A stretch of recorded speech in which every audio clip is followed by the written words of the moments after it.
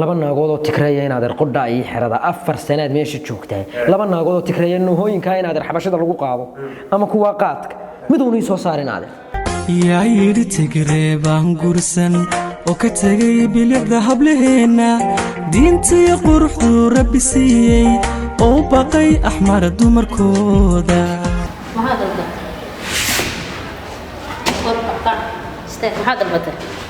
waxaan dalbaday taayiraan dalbaday goomaha noola hadlina sidii qof ladan noola hadal sidii nin naagtiisa soo yirido albaabka laga soo xidhay manaagta soo yiri albaabka laga soo xidhay wadiga والله waxa ku dhiman labadu way qadmuun baa leeyahay suuligeena wallahi kaydku waxaan adigu maagaysaa albaabka iga soo xidha bal imka ilaahay ma ku dhaafay wax ma ku iraa ma garanay inta dimaashiga meeshan joogo laakiin هو كفريسي انا كفري مي ولد oo dharka tuuratay naga qubaysan oo duur jooga midan xijaban oo dharka tuuratay